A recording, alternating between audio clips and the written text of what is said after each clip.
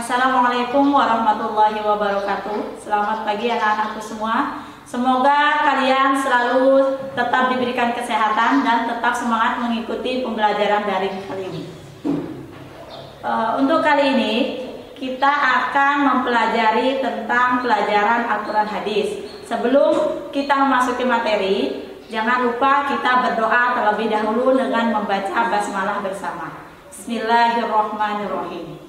Selanjutnya, jangan lupa kalian tetap dan mengklik tombol absen pada pelajaran Al-Quran Hadis. Selanjutnya, kita akan membahas materi Al-Quran Hadis sebagai berikut. Waalaikumsalam bagi anak-anak.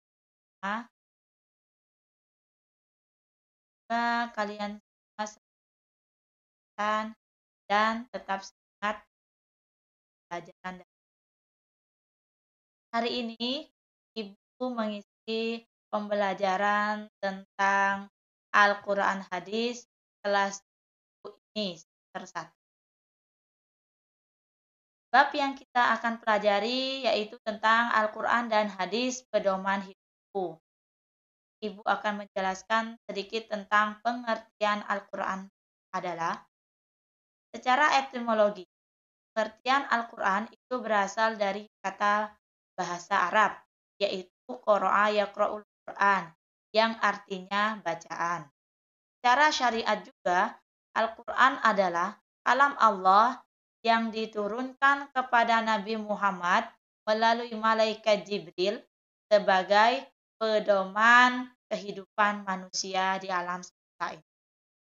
Al-Quran diawali dengan surah Al-Fatihah dan diakhiri surah An-Nas yang sudah terdapat dalam firman Allah surat Asy-Syura ayat 192 dan 109. Selanjutnya, waktu turunnya Al-Quran itu diturunkan pada malam Jumat tanggal 17 Ramadan atau 6 Agustus 610 Masehi. Peristiwa turunnya Al-Quran ini pertama kali disebut dengan Nuzul Quran. Ketika pertama kali diturunkan, Nabi Muhammad sedang berkhalwat di Gua Hiro. Pada saat itulah beliau didatangi oleh Amin Wahyi atau Malaikat Jibril yang menyampaikan wahyu berupa surah Al-Alaq ayat 1-5. Al-Quran ini diturunkan secara beransur-ansur selama kurang lebih 22 tahun, 2 bulan, 22 hari. Al-Quran sudah ada dan sudah lengkap semenjak Rasulullah SAW belum diangkat menjadi Rasul, namun masih tersimpan di Baitul Izzah. Al-Quran diturunkan kepada Nabi Muhammad itu secara bertahap atau beransur-ansur. Selanjutnya, tujuan dari diturunkannya Al-Quran itu adalah sebagai pedoman dan petunjuk bagi umat manusia yang ada di Al-Quran itu adalah membimbing manusia menuju jalan kebenaran. Al-Quran memberikan kabar gembira bagi orang-orang Islam tentang adanya balasan surga bagi orang yang beriman. Selain itu, Al-Quran diturunkan sebagai pembenar dan ujian bagi kitab-kitab sebelumnya yang sudah dijelaskan dalam surah Yunus ayat 30. Selanjutnya, hikmah diturunkannya Al-Quran secara beransur-ansur ini adalah ada 5 hikmah.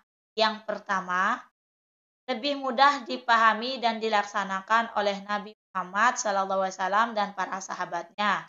Yang kedua, ayat-ayat Al-Quran ini tidak mudah atau tidak mungkin diturunkan secara bersamaan karena ada yang nasyih atau mengubah dan ada yang mansukh atau diubah sesuai dengan kemaslahatannya.